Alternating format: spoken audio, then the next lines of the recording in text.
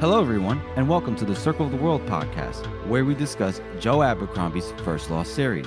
I am one of your hosts, Lord Chamberlain Jeffrey, and here are my co-hosts, Art Collector George, and Harrison, the Adeptus Historical. Today, we are covering Before They Are Hanged, the second book in the original trilogy. We'll be covering Allies and Campfire Politics. So, let's get started. Thank you all again for your support. We just reached 7,500 downloads of this episode, right, guys? Yeah. Celebrate. Okay. So, thank you all for your support. Thanks to all the artists like, Maszy Music and the other gentleman that did the... Yeah, everyone that gives us a hand with these sorts of things, Thank you so much. And please just, remind you guys to follow us on social media so we don't feel like we're worthless. That'd be great. And our YouTube page. Jeff. Too late? Oh, right. I left my self-esteem at the door. So thank you all again. Seriously, we really do appreciate it. You guys are cool as shit. We like you guys. except for the Whirrun fans. I'm still not over that. But anyway, next segment. Take it away, George. So we've got Churlish Grant Bungle again, not Curlish Harrison.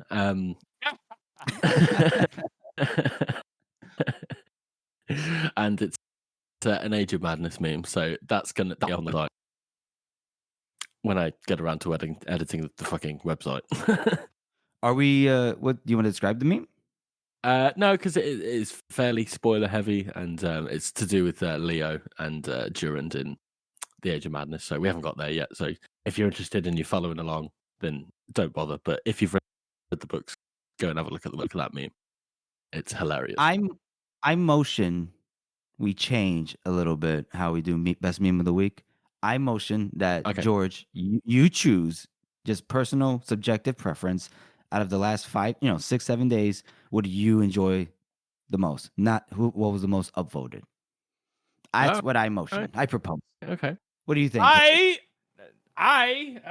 do you call it whenever the fucking president says, I veto. Oh, you veto? Oh, okay. All right. Why? I say because it's about, the meme of the week and community stuff is all about as interacting with them. So I was picking the one that's most popular because it was the best one voted by the people. I think is the better way to do it than and they're usually fucking all funny anyways. The people. Ooh, big okay, deal. bias. All right, bias. The people. George, what do you think, though?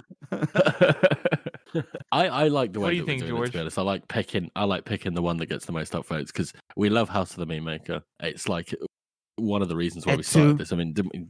Etu. Indeed. Etu Bute.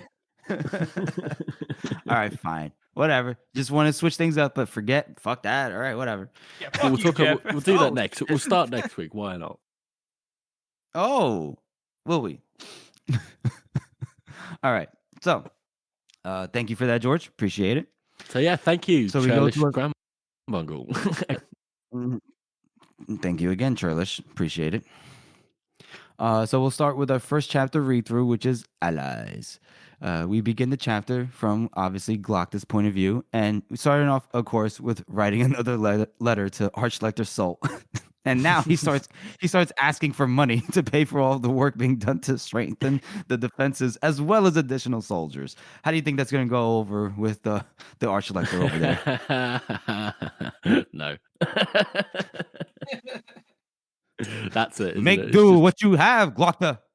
And I love his words. And he's like, I most humbly entreat that your eminence will send me funds. Being like proper formal about it. I do like it. It's interesting to see Glocta like wheedling. He's like, I'm doing fantastic. I'm doing great. Never been better. But can I ask for some stuff? Yeah. You sound like Donald Trump saying that. Yeah, that's exactly what I was going for. I'm fantastic. I'm great. I'm the best there ever was. Can you give me money? we gotta add a lisp. We gotta add a lisp. Fuck. Who can do a lisp? What would you want to say? I'm doing fantastic. We're fantastic. Fantastic. We're the best. We're doing the best. The gospel never been better. But I need people and I need money. This is the place. What? That's the next line. Oh. This Oh, is this the is the place. place. This is the Oh. place. Right. Because now you see that Glock is with Frost, and they're going to go visit Hadish Kadia. And Glokta is there to basically make a deal with Kadia, right? He's going to try to like wheel and deal. But before that, they have to get into a little bit of a, banter and kind of like accusing each other of some other shit. Right? Yeah, I just like that Kadia is like, Glocta goes in there and he's like, so, what do you know about this thing? And Hadishkadi's like, I don't give a shit. He's like, I hope that motherfucker died. Like you had, fucking Verms and what's the general's name? Visbrook. Visbrook, yeah. And they're both like, oh, you funny guy, Glocta, ha ha ha. Oh, you're serious? Okay, I'll fuck off then.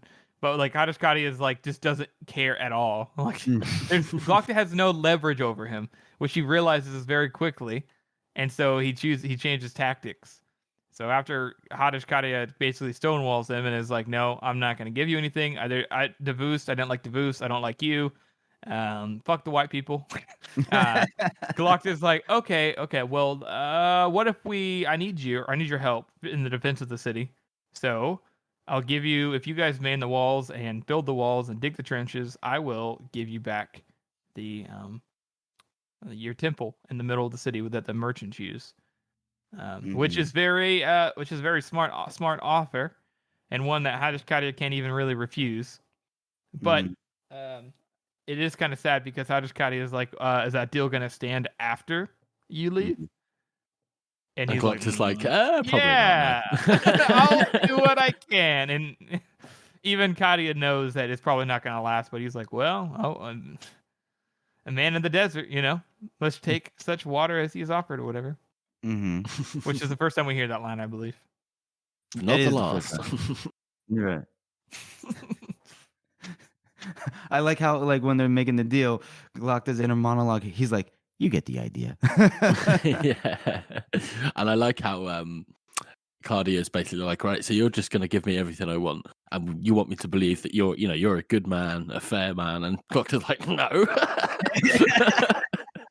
I don't give a fuck. Yeah. Like, no, we're just both acting in our self-interest. That's it. Like, and that's the deal. And he's like, okay, yeah, no, that makes sense. Glocta's all like, from an outside point of view, you and the Gurks are pretty similar. That's the most racist thing Glocta says the entire story. Right. He's like, what? Because we're all dark, you son of a bitch. You speak this, yeah. They even have their own language and their own religion. Glocta's like, oh, I need to go to what is it, diversity training? Yeah. And he's like, yeah, he's all like, you guys both pray to God. How does Scotty like looks over? I can imagine it now. And he's like, it's not even the same God. You he's like, it might be the same God, but we pray in very much different ways. We pray, with chants and prayers, and the Gurgish pray by eating people. So that's how they worship over there. But they hammer out the deal, right? They hammer out a deal where they both understand each other. Kadia will provide all the citizens to assist in the strengthening of the defenses. And, like you said, Harrison, they get the temple back and they get to go travel within the upper city. Everything's, going to be copacetic. We'll see. And so then we get a brief interlude where Glocta's in his chambers and he's just pondering all the pitfalls of his situation. He's just like, oh, fuck. Yeah. And then Schickel, which is the former servant turned tortured victim turned current servant, informs Glocta that Magister Eider, Carla Dan Eider, invites him to dinner. And before he goes to dinner, he has to just pop in, see how Inquisitor Haka is doing with giving them the answers that will satisfy no one. Right? I love this segue where he goes, is it ever too late to be a good man? And it immediately cuts to Haka going, no, please. The transition of that's so good. I know nothing. fucking poor Hawkett too. Not poor Hawkett. Fucking, Don't he's a you racist. dare But say what I poor mean, Hawkett. what I mean is like he actually is like, we took money and then I spent it all, and Glock is like, that's all. Like that's all you got. Okay, well, Not good enough. Right? Because Glocta asks him, what is the purpose of nipples? Which is a existential question, if there ever was one. oh, I know what they're used for. Oh, I know. So you can carry things. What? Yeah. You just have to. They're like little suction cups. So this You is hang things on your nipples. It's moments like this where I remember. Oh, right, Harrison was homeschooled. Wait, are your guys' nipples not like that? Got some weird prehensile nipples. What the fuck? That's some you just got- Oklahoma shit right there. Down in Oklahoma. I don't know how you guys do it down there. That's a bit weird. Harrison, how many fingers do you have? Is it 12? I have. What do you think he was born by a got the- nuclear fallout site? I have 11.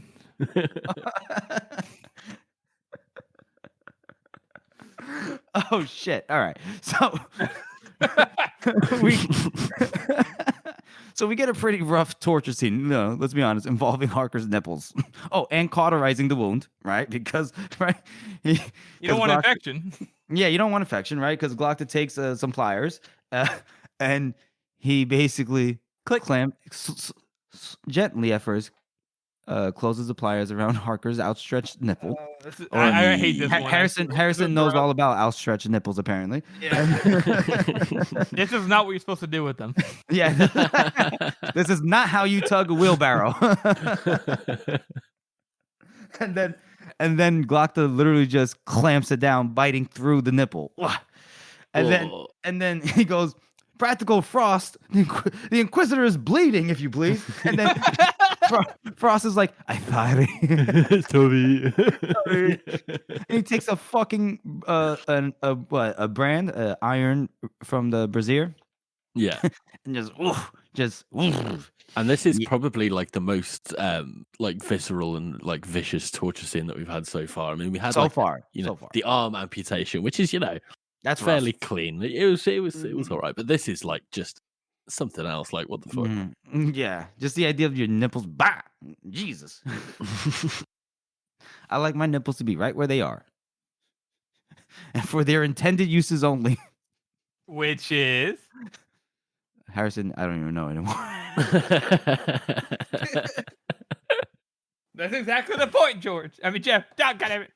Because the Glockta's all like, what are they used for? Does anybody know? I guess you don't need yours then. I'm sorry, not on a man. On a male? On a male. Why? Yeah, what? Did he say something different? I don't get it. I said on a man. Okay. Man, male. Same It's- thing. Oh yeah, no, you totally get cancelled. Jeffrey! Oh. Cut this out! They'll get annihilated. Whoa. What is the point of nipples on men? We get it. No, Jeffrey, on a male.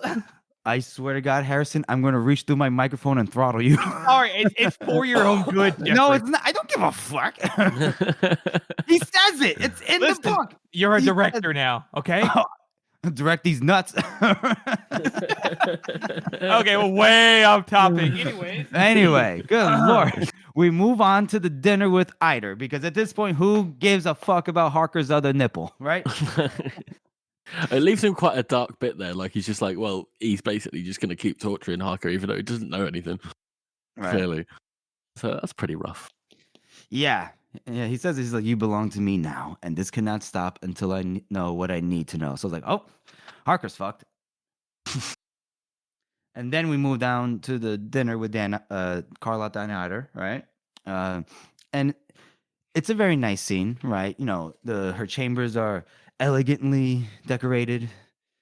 The soup is excellent, which is proper because, Glocta's teeth don't really suit him for much more than soup or porridge or, what was it? Porridge and honey. Yeah. This really is an excellent soup. Which that's a callback to Baez. it also is. It's also good soup. You know. Yeah, good soup. Yep, good soup. Good soup.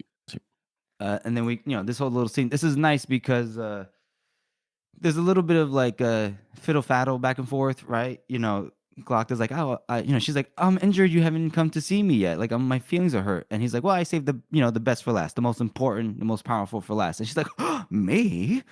Whatever could you mean, superior? And he's like, girl, fluttering the eyelashes and everything. Yeah. And he's like, bitch, stop playing.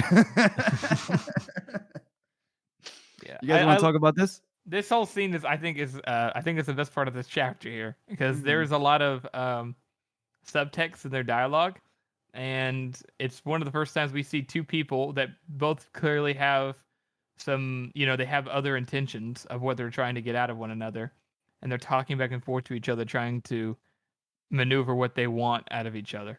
They both know it, and I think it's done very well. And it's just a very entertaining scene, because basically he's trying to get her to tell him what's going on with Devoost and what's going on in the city, and he needs money. Mm-hmm. And she is trying not to give anything away, which is very clear, money or otherwise. She's trying to maintain her position exactly. But she knows she can't, because otherwise Glock fire her. So it's just a very well done scene. Like, you kind of have to listen or read it to be like, that's really good. Because even you can take this scene out of context of the entire story, and you still are like, that's a good scene. Yeah, 100%. Mm-hmm. George, like you say, I like how she she isn't giving anything away. She's like, well, he's probably been taken out by an agent of the Gurkish, and he's just like, yeah, well, I already fucking knew that, but is there anything else you can tell me? She's like, nope. And then he comes to the subject of money, and it's like, how much do you need? And he's like, man, I don't know, maybe 100,000. And she's like, what? No way, no fucking way. Which I like too, because she's all composed, and even that was like so much money that she was like, whoa. Right? Wasn't she like, she was drinking something, and then he says 100,000 marks, and she's just like she does like a little spurtle. A little spurt. Nothing like a classic, like the movie, right, like choking on something, but yeah, right. She was legit like a oh boy. Yes, Jeff, we got it.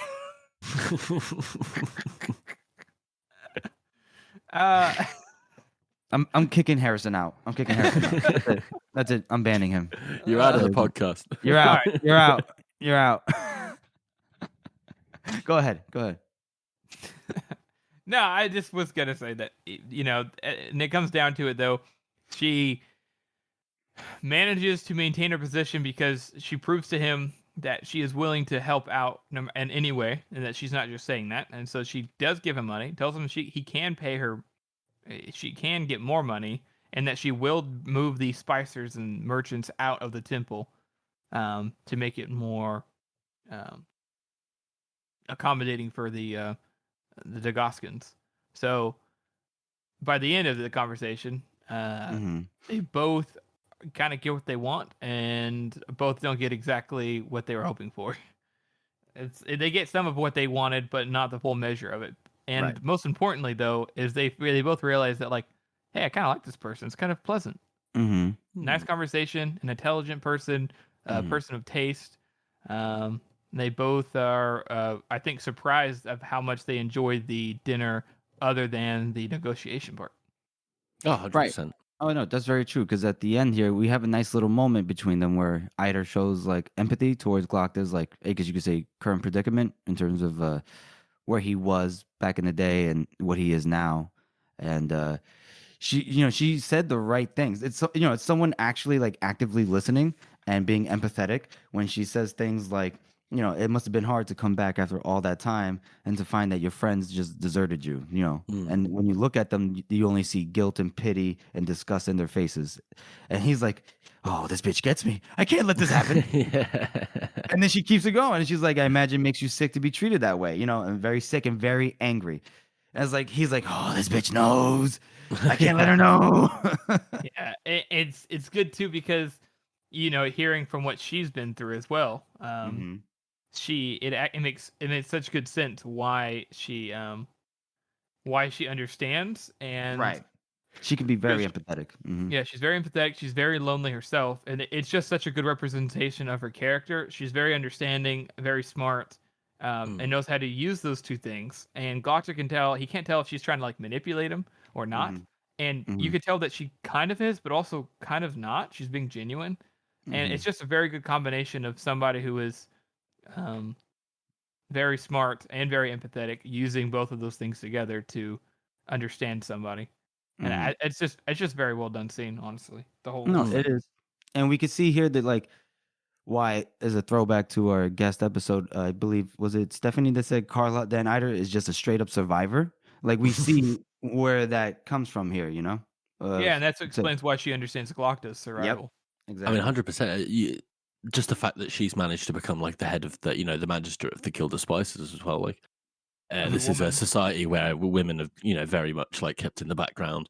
Mm-hmm. So for her to actually, sort of usurp that from not from underneath her husband, but from when his health declines, and she basically takes over and does it better than anyone else can.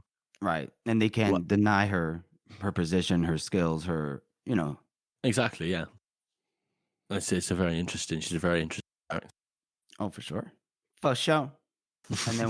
And then we end with Glockta saying empathy's for bitches. It's like, all right, chill out, Glockta. Good lord. And then Glockta went back to being an edgelord. An edgelord. And also, I also do like this line too, because we see, Glockta's been saying that before. He's like, "Oh, pain only makes you hate yourself," or whatever. But there are some characters, and for anybody who says isn't someone to root for, Carla Den Ida is basically the showing in this scene that she is somebody in a position of power. She is somebody who shows empathy and is okay with that. She has good morals, honestly, and she's one of them. I think she's severely underrated in her morality compared to a lot of other characters, because she shows so much understanding and empathy to Glockta and other characters, and she gets shit on for it over and over again. That's true. And Okay. I really like the dynamic of showing, yeah, Glockta's a piece of shit, and he gets, he goes places, and we'll see what happens to Carla. And there's something else that I find interesting with Glockta, especially, is that we haven't really had that much background about what he was like before, he gets captured by the Gherkin, and we actually see him say that he used to be a shit of a man. Yeah. And now on the husk of one, and it's like, okay, so you actually did think that you were, looking back, you were a fucking awful person. Yeah. For sure. So that is good. We get a bit of development there for Glockta as well. Yeah, I like that a lot. What were your guys? How'd you guys rate this chapter? How would you rate it, Jeff? All right, chill out. I would rate it a 7 and a knuckle out of 9 fingers. I thought it was well done.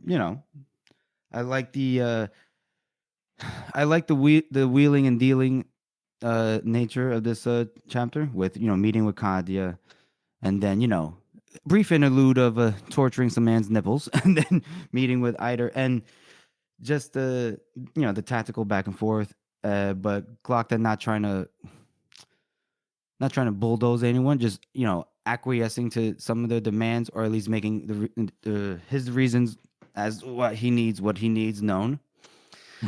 I think he comes off as a very let's see, for a torturer, he comes off as a very understanding person, because he understands what the other side either needs or desires, and he has to placate that. And he can't just torture everybody. He can torture a lot of people, but not everybody. So I like how Glockta here is being a statesman of sorts. Yeah, he's been like a conciliator, a diplomat. Oh yeah, and it's interesting to see him working in sort of that kind of scene, rather than just cloak and dagger and kidnapping people off the streets and things like that. But yeah, I'd give this one a 7 as well. So for the same reasons, but at the same time, that's it. 7. 7. Okay, 7. Got it. Because you cut out a little bit. I wasn't sure to hear. Harrison, I would say 6 and a knuckle. 6 and a knuckle. I feel like the scene with Carlot is such a good scene. But the rest of the chapter is, yes, he has the scene with Hadishkadia, but it's just not as good. And after you read the Carlot scene, you're like, man, that Carlot scene was really good. But you know, like the rest of the chapter isn't as good, and so I don't think it elevates it to greatness. But I just really like as you guys were saying, the dynamic of him being a statesman compared to how he was in the last chapter, with him, where he was basically putting his foot down and saying, "I need this, I need this." With these two people, he is much more, like you guys said, diplomatic. It's just interesting to see his character deal with those things, and to see these other characters come a lot more to life in this. So, but yeah, 6 and a knuckle for me. Okay. Kind of think Harrison's a racist, but okay. I'll take that out, Harrison. Don't worry. Nothing to say against that, because I say yes, then it's too much. But if I say no, I don't exactly have what a racist might say. Exactly. I have no defense against it as a white man. Oh shit, that was good. I'll take it out. Don't worry, Harrison. I'm not gonna put you on the spot. Okay. All right. So we'll move on now to our next segment, which is a character spot. All right. So the character spot is Hadish Kardia, the main priest and the leader of the local people in Dagoska. Mm-hmm.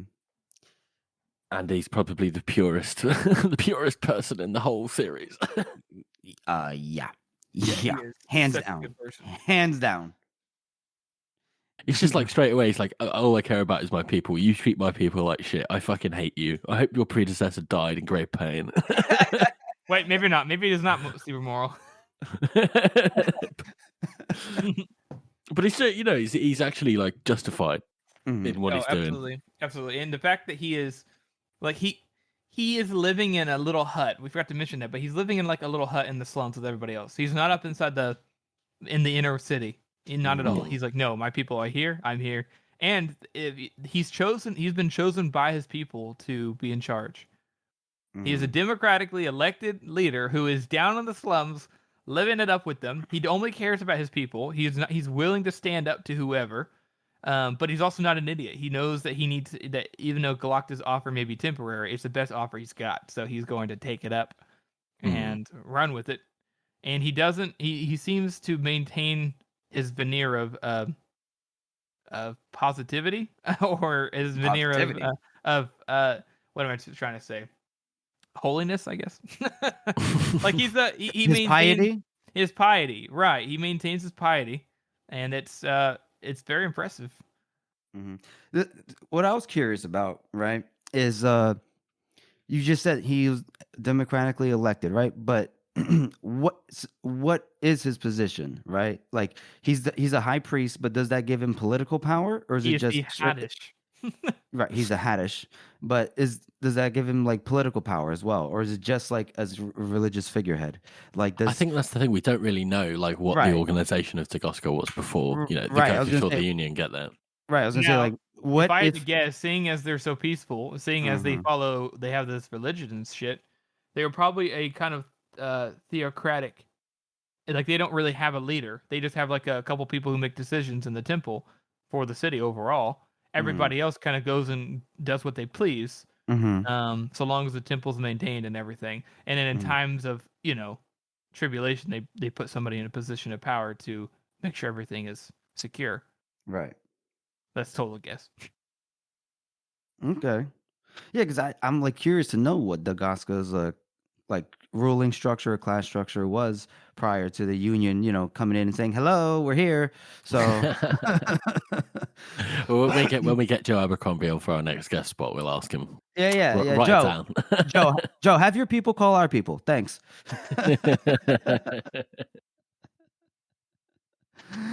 What else? I like Kadia's just straightforwardness. He's blunt. He doesn't mince words. And even though he's rightfully so resentful of the Inquisition or the other people in the the council, he will acquiesce to I don't want to say demands, but like whatever the necessities are to benefit his people. Hmm. That's a true good man right there. 100%. Unlike some people, we stand Haddish County. we stand. Harrison, do you stand him? I stand the fuck out of it. That's right. That's right. I've got a picture of him on my wall.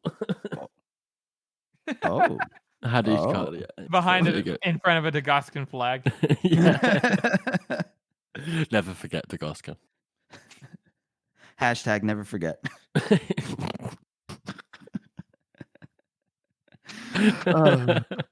Chapter 2. Second chapter read through is Campfire Politics, right? So we start this chapter from Logan's point of view, where the gang is just riding across the plains. They're gallivanting, we're chilling, and he's looking back on his dozen when he used to talk with Bethod back in the day, or with his actual dozen, with Three Trees, with Tolduru, laughing at Dogman, arguing with Black Dow. And even making a joke or two with Hard and Grim, which is cool that he actually accomplished that. But this group he's here with now is not the most cheery sort, as you would say, right, George? Cheerio. Yeah. And cheerio. What the fuck?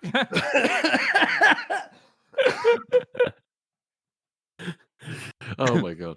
Sorry, I love how these chapters work. Like we've had the first one, which was Giselle, and he kind of had his say, and then Pharaoh, and he had she had her say about all of the characters in the crew, and then Logan's having his say, and I like how they each, we each see everyone's perspective on everyone else, right? And I love the way these chapters start because it's just like he looks at Giselle and he's like, he's an idiot, like he's just sat there the whole time, like looking like. He's got something better to do, and he's just, being a little idiot. And fucking Pharaoh's like, fuck you, wind. Yeah. Right. Like, and then fucking glaring at the wind. as if she hoped to hurt it with her face. More fun to trade jokes with the plague than her. And I like how he talks about, like, Bias doesn't care about tactics. All he cares about, if he's really going to talk in long form, it's to talk about history, talk about like how the old days are better, and if not, then it's just giving orders. And he notices that Kwai seems changed ever since they left Adjua. Longfoot talks a lot of shit, or he's just not there, and he just doesn't shut the fuck up. Just doesn't shut the fuck up. Longfoot just does not shut the fuck up. And then so then we get to this point, right, where there's a couple birds. And she's getting ready to try to shoot the birds. And Logan's like, bitch, come on. You ain't going to get it. Stop. No, you're going to waste an arrow. Don't do it. No way. He's out here talking all this shit. And then she kills two birds. And he's just dumbfounded because he's like shocked. He's like, this is wrong. No one should be able to make this shot. And then Baez gives Logan a bit of, like, I guess you could say exposition. What does he say, George? What does he say to Logan? So Logan hasn't seen that the critically acclaimed Netflix show Stranger Things. Yeah, I don't know what it was about the audiobook. When he said that line, that's the only thing I could think of. Like, what the fuck? Have you not seen Stranger Things?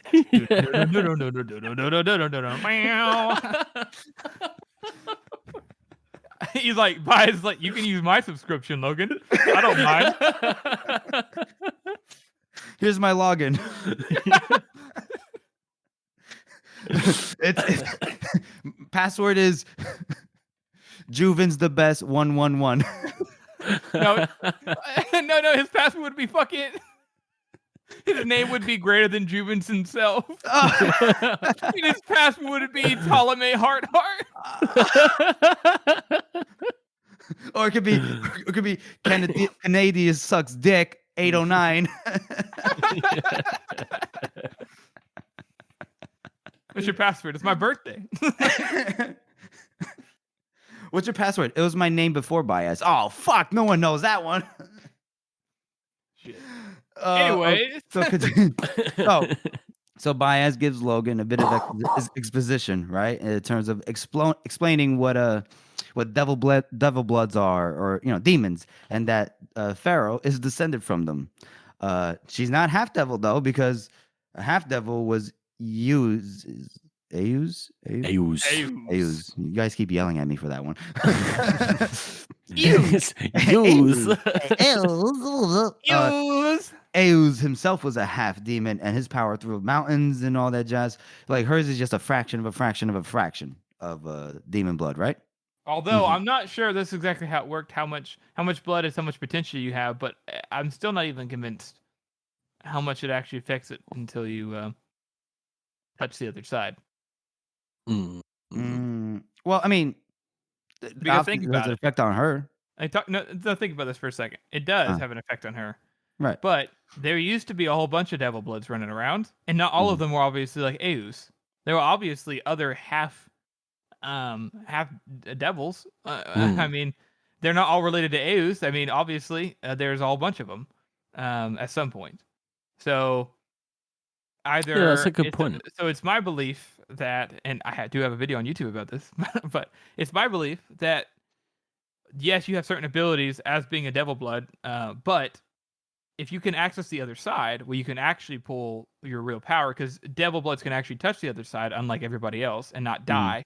So since they can touch the other side, they can actually use that power. Magi do the same thing. They touch the other side and then use the world to temper it. That way they can actually use it. But devil bloods can do it just straight out the gate. But they have to be able to touch the other side first in order to become that powerful. So somehow Eus was able to figure out how to use those different types of magic and figured out how to manipulate the other side when nobody else could, or he fucking murdered everybody else who could. Well, I mean, I don't know if they they just know they immediately have that kind of like those abilities. I mean, because Canadius and Juvens, Bedush, they all like had to like perfect and hone their crafts. So that means they did. So they did have to hone it, but and even Juvens, who if Eus was half demon, then they're like, I don't know, 40% demon blood. So what? I don't know. We're doing the genetics of fucking demon blood. We are getting ahead of ourselves. We are a little bit. But the point, my point is that there. I don't want to spoil anything, but just go watch the video on YouTube because it explains it better there. Spoilers. But the thing is the fact that yes, you may have devil bloods, but it doesn't mean you become all powerful. So whenever Baez says this, because obviously there were other devil bloods that weren't as powerful, but had the same amount as devil blood as Eus did. Otherwise, there had been a big old war and shit. So, anyways, also fucking Glustrad is apparently not that good at anything until he touches the other side. Yeah, goofball. And some other characters are like that too. But yeah, we'll see. We'll see. But anyways, and I do like how Logan, he's like, oh, there is a trace of the other side. So he's like, oh, so if I was to touch her, would I break the first law? And it's like, oh, look at that little philosophical question there. I like that. He's like, well, I could forgive you, but she most likely cut your hand off. And it's like, yep, very true. Ironic. Then a bit of what'd you say, Harrison? I said ironic. Ironic. Irony. Anyway, we have a bit of a time jump. I fucking hate you, Harrison.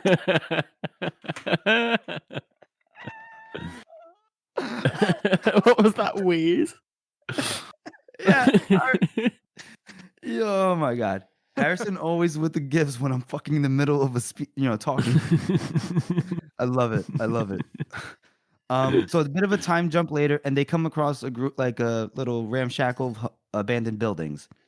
So they decide to go and check out this burned out village, because there might be an ambush waiting. There's nothing else in like the immediate area.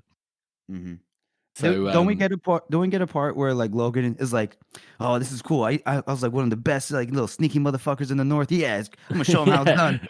Say one thing for Logan Nine Fingers. Say he's stealthy. And then he just like immediately like falls in a fucking ditch or something and eats shit. Fucking rolls Like, in and that Pharaoh's one like, himself. shut the fuck up. Such a slapstick comedy move. He fucking rolls in that one, bro. Harrison, can you repeat that? I couldn't hear you clearly. I said he rolls in that one on stealth. Oh yeah. Oh, it's so fucking silly. Mm-hmm. But yeah, so they see it, and then Logan is like, "We're gonna go down there, and we're gonna figure out what's going on." And Pharaoh's like already on the move. Because she doesn't need anybody else. She don't need no man. So she runs down there and it's like, "I'm gonna figure out what's going on." And then Logan's like, "Come on, Giselle, you got to come too." And Giselle's like, "Me?" And he's got fucking loud spurs on, and he fucking gets up, starts walking, and Logan pushes him down and is like, "No, you gotta take those spurs off." So fucking Giselle sits up to take off the spurs, and Logan pushes him back down and is like, "What the fuck you doing? You trying to get us killed? Stay down." Giselle's like, "Oh, bruh." Get off me. I can't do both at once. Fucking hell. And I like Logan where he's like, "I'm not fucking dying over your stupid ass spurs. And if you can't keep quiet, you can stay here with the navigator, all right?" And then he feels a little like passive aggressive. Maybe you both can navigate your way once we make sure it's safe. You bitches. It's like, all right, navigate your way into the village. Yeah, yeah, pussy. So then, and then it's here where he says, say one thing for Logan, say he's stealthy, and then next thing you know,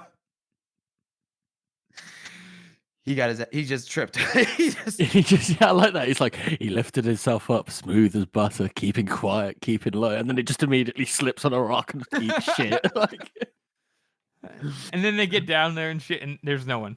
So, but I like it. He stumbled onto his weak ankle, twisted it, squawked with pain. It's like, ah. Yeah. I do like the subtlety that Logan he was also, riding and stuff, how he's lost his fat that he had gained whenever he was in the city. And, he's now getting back into shape a bit. Because in the city, we see him in the Blade itself. He's really not in his prime because he's been laying around and not been fighting consistently. Right. Whereas here, he's starting to get a little bit better, but he's obviously still not his A+, because we see him be stealthy later. And he's very stealthy indeed.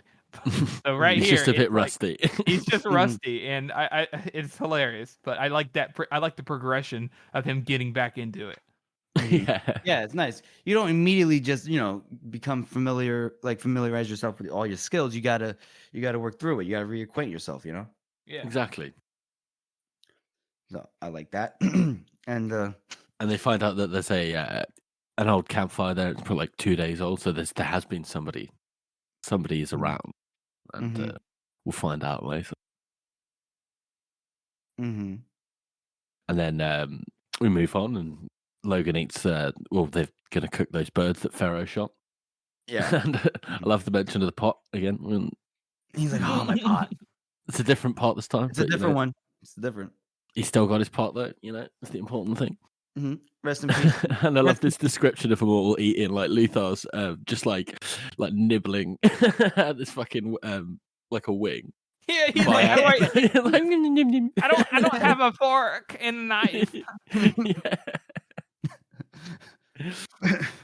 Pharaoh's just like savagely like. The funny ass eating sound, Jeff. I got you. And then Baez is chewing away with some relish. So he's doing the. Where'd he get the relish though? Oh my god. What'd you say? Where did he get the relish? Some relish. Jesus Christ, George. I don't understand words. Baez is just tired of eating, of like having to eat, Mm-hmm. Yeah.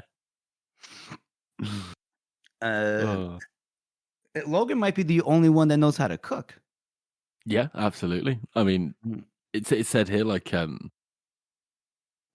around the campfire is like an honor. Like everybody takes their turn at it, and everyone tries the hardest. But not so with this group. They're all a bit fucking useless. Right. Baez can just get tea going. He was like. Mac and cheese and tea. Mac and cheese and tea. Kwai can get a biscuit out of the box on a good day, which I'm like, what kind of are they talking about? We both know Luthar ain't, he ain't cooking nothing. Pharaoh probably cooks, but she only cooks for like consumption. No, he's she's like, She probably eats her raw. She probably eats a bird while it's still like alive. I really do love like you guys are saying, I really do love how each of the characters has their own way of doing things and eating and mannerisms. And this is like, I feel like these little moments like this is what makes these chapters so good, is because there's just so much of a dynamic between everybody, and they all have their own way of doing things, and it doesn't feel like, oh, a group of people. They're all very distinguished, or very distinguishable. Sorry, and it's very nice. It's very nice. Oh, and so when they're all sat around the fire eating, they decide to tell a story, and this is when we get a big, I think it's our first massive exposition dump. Before you get there, real quick, I think we should point out that Logan, we see that he understands like group dynamics and how to forge bonds, even with people that you don't like or get along with. So he takes the effort to go to Pharaoh and like hand her some water skin to drink from, right? Yeah. And she scowls at him. And he's like, all right, here you go. So go ahead. I'm sorry. The exposition. No, you're absolutely right. I completely missed that. Like he starts reminiscing about like all the people that he's been in his dozen with, and even like all the hard bastards in the north, like fucking blacked out. He managed to somewhat win him over. So, and I like how optimistic he is. Like he's not being realistic here. He's being optimistic. He's going like, "Oh no, I'll be able to win these people over. We'll make it like a nice friendly band." Mm-hmm. So we'll see how that works out. Yeah, we will. So go ahead. You said exposition dump. Yeah, so I was going to hand this over to Howard Zeptus Historical, because there's a lot of exposition here. So right before he gets to it, everyone's like quiet for a minute, and Logan's like, not any? All right then. I know a song or two if I can remember the words. But like, no. It makes you wonder if he sang at some point, and Bob's like, oh Jesus Christ. He's like, sorry. Oh, holy Eus. Just shut the fuck up. So Bias hands it off to Quad, because Quad's like, I'll tell the story. Who is very into it. He's very into the story. The story of the old empire. Yes.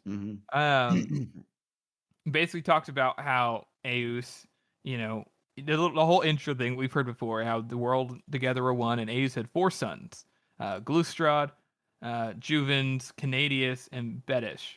And he gave 3 of them his gifts that he already had. So he gave Juvens high art, which is what Bias uses.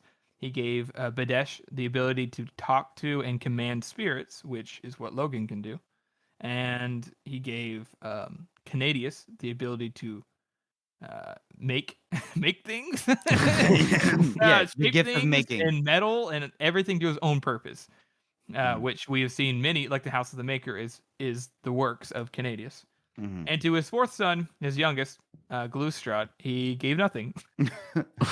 He was supposed to have received the ability to touch the other side and command the other side, but unfortunately, that would break the first law. So it's just like, oh, sorry, bitch. And then you asked out, and then peaced out, and he just left for some reason. He's like, all right, kids, you got it. I'm out. Bye. He's like, I cannot see how this can possibly go wrong. I'm leaving now. Eus was like, hey guys, I'll be right back. I'm gonna go get cigarettes. He never shows back.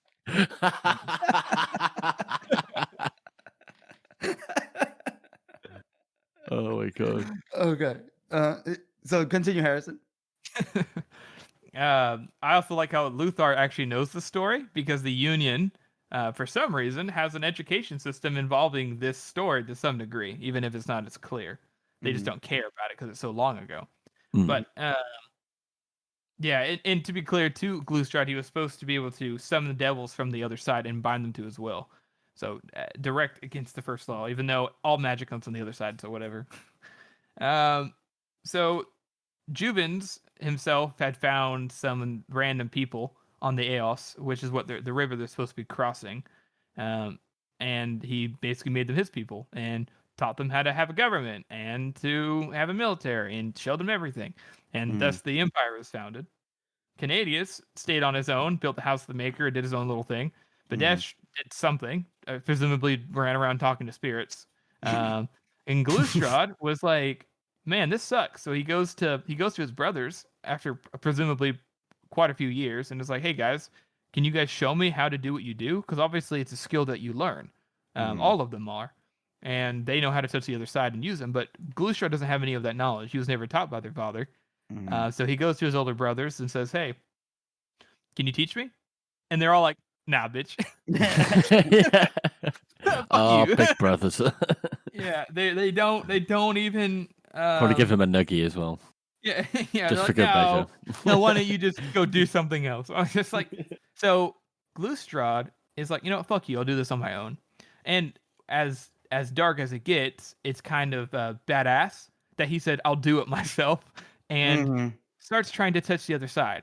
And eventually, he is able to do so to a certain degree, and the spirits or something on the other side, the voices, tell him to look for the seed. And he goes and finds the seed. And one day, then one day, whenever Juvens is out of the Empire, Glustrad goes to its capital, Alcus, and brings together a whole bunch of other Devil Bloods, presumably Devil Bloods who were forgotten and lost, ones that were not allowed to be taught anything, per Eus or Juvens or Canadians. They never shared to any of them. So all the forgotten Devil Bloods came together, and they sacked Alcus and started a war against the old Empire. This is like some Warhammer. This is some fucking Warhammer shit right now, where you have Glustrad has with the seed is able to touch the other side so incredibly much that he's able to enhance individuals and make the Devil Bloods even stronger and make normal people even stronger and have powers. And so you get all these monsters and shit and powered up Devil Bloods waging war on like this Romanesque type empire. And this is also where Baez and the 12 Magi, they all fight in the war too. So you got a full-on fantasy war between monsters and devils fighting against Magi and Roman armies, and Canadius and Badesh, they also help fight. And eventually, through all their efforts, despite them having all those Magi, Juvens, it's a brutal war that basically cripples the old empire.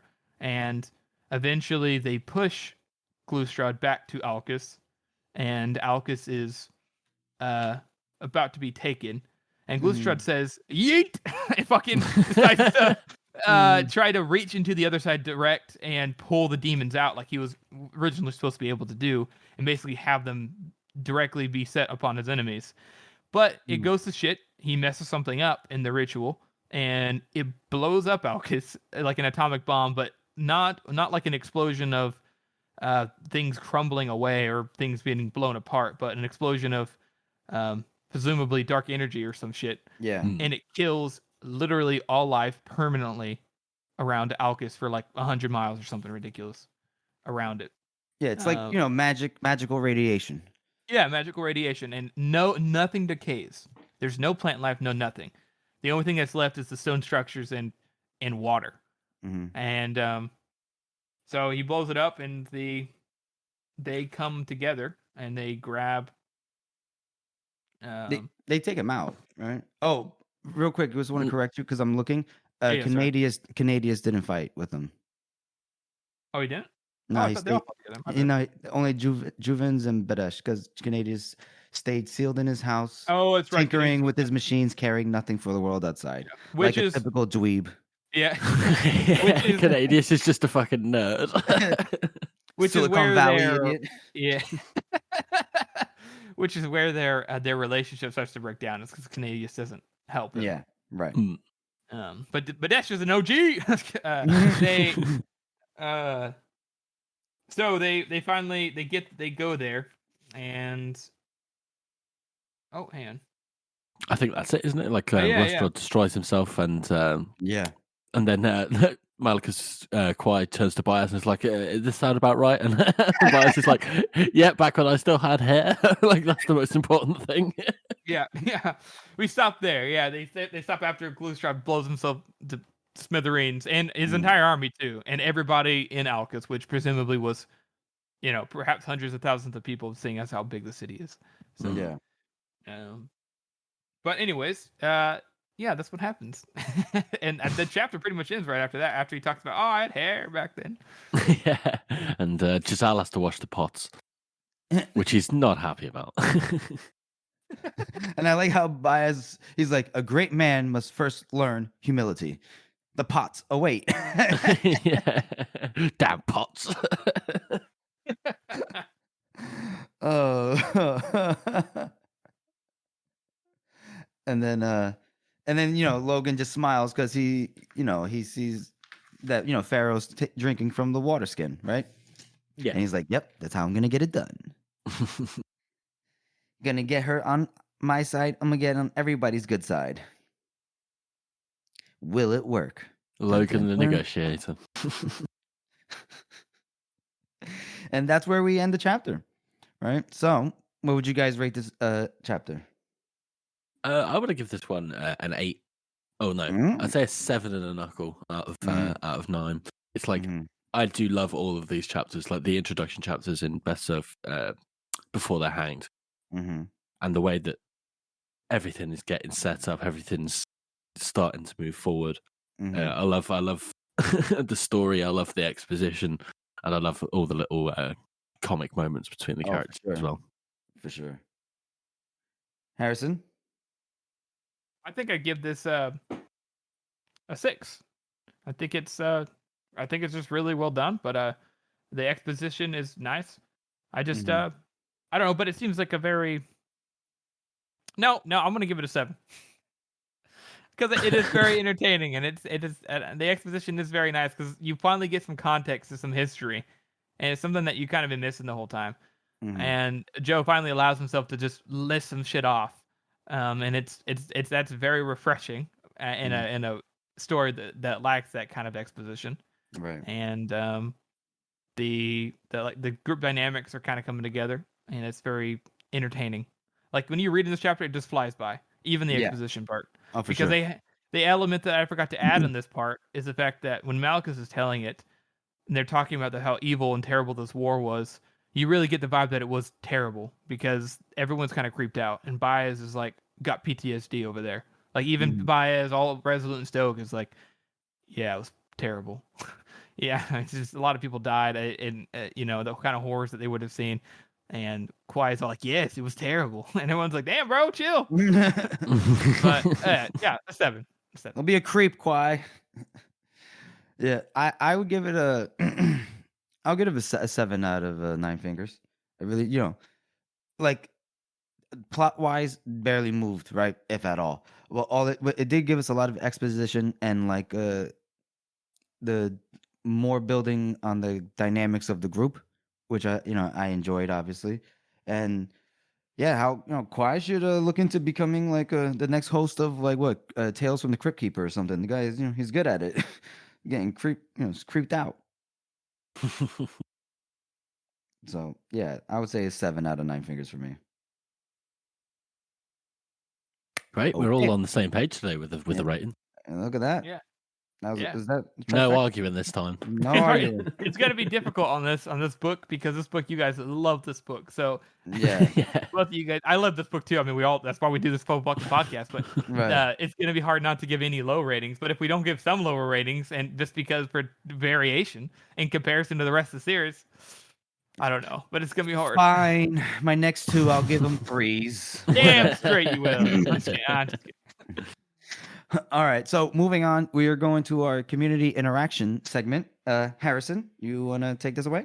Yes. So I did the best general, and I caveated that I know people love West, but this is about generalship, and surprisingly, and I was happy to say that Monza won. Her or Bethod should have won. Somehow people, and this is just because of how many votes there were. I'm sure it would have been different, but more people said that Column West was a better general than Bethod. No. Which is it's bullshit, guys. But I understand what you're saying. You like West. He makes you go, wow, he beat his sister. He's just so cool. So Uh, people can improve. I know. Just give me a hard time. But shit. Monza, even though people said yes, she's the best one. Some people had good points. We never get to see her generalship, but everybody says she's like the best. So that credit's there. Some people did say, like, well, she is, everyone agreed with her, but some people did give her grief, like, well, is Monza actually that good, or is she just everyone else that bad, or is Monza that great, or is she just lucky? And I know what they're saying. She is pretty lucky in the story, but in pure generalship, no holds bar. It's her or Bethod. No, for sure. Yeah, and go ahead, Harrison. I'm sorry. I don't want to. No, I was just gonna say. No, go ahead. I lost it. What I was gonna say is, like, I saw somebody say that you don't see her generalship on page. It's all it's all off page, which is very true. But you do get like a hint of it, if I'm not mistaken, when they're in front of Austria, and she's like, in her head, she's going over, well, I would have put troops here or there, and this is how they're probably gonna come if we move there, like that, Yeah, and when she takes charge, it's spot on.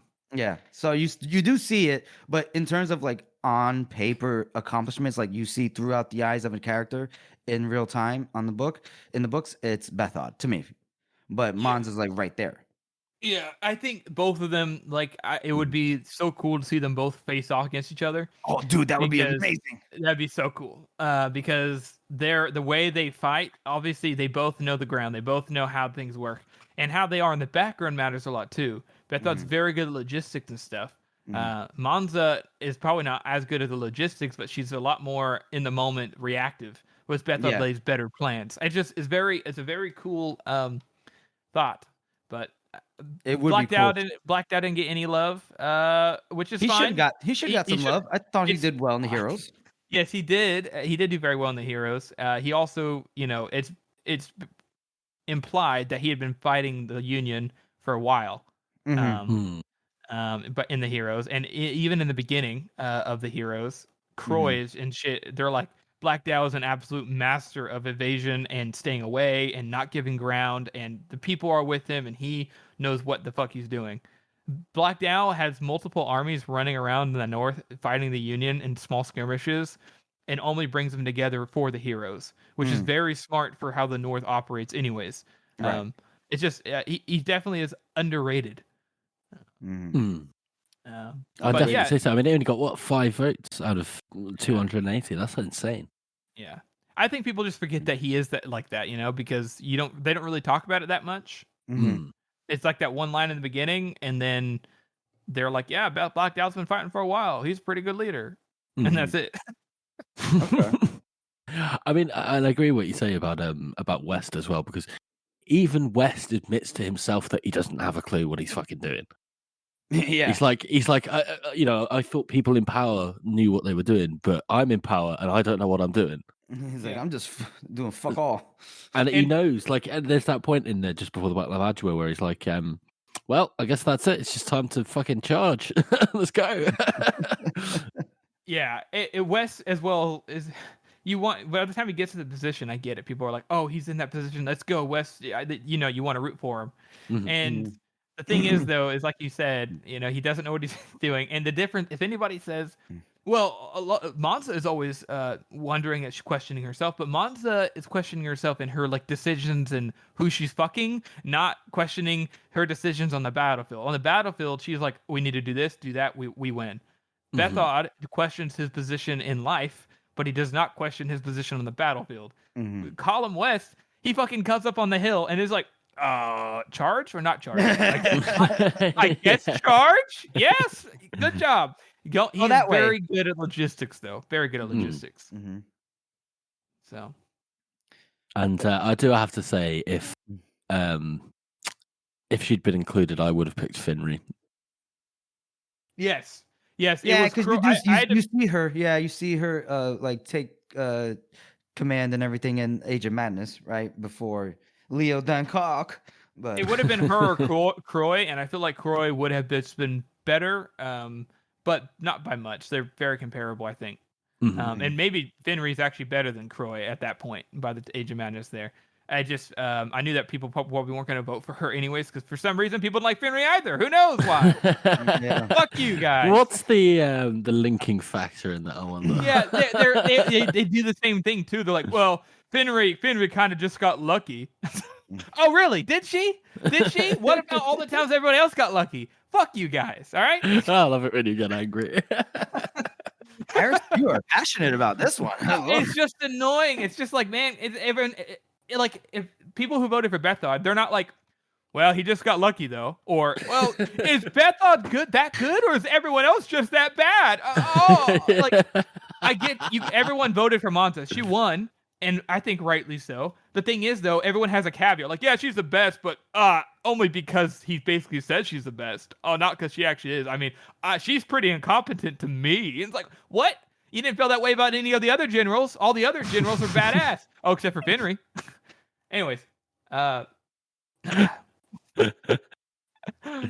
like this poll though. Overall, everybody was very nice in the comments. There was a lot of comments, a lot of interesting points, and I liked it.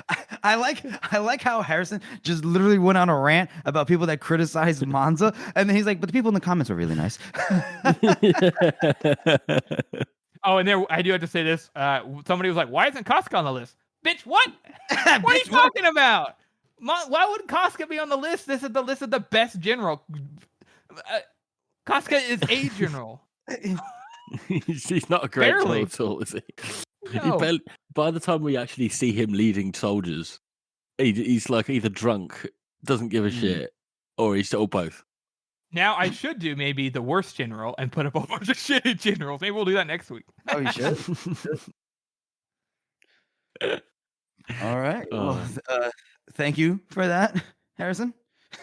Bark. We always get very, very, very angry about these polls, don't we? Well, yeah, I love them though. They're so much fun though, and I'm surprised someone didn't try to shoehorn Whirrun in there somehow. Whirrun applies the best general. Oh shit. All right. That's our show, everyone. We want to thank you all for listening and supporting this podcast. As you all know, this is a passion project for the three of us, and your support means a lot to us. Join us next week as we cover small crimes, rain, and blood company. And make sure you follow us on social media. We're on Twitter, we're on Instagram, although we aren't posting that much anymore, but there will be some stuff in the future. And we also have a website. It's circleoftheworld.com. And if you haven't already, please subscribe to our podcast on Apple Podcasts, Google Podcasts, Spotify, or any podcast app that you use. And please make sure to rate and review this podcast as it helps to spread our reach. Thank you all again for listening. The pots awaits.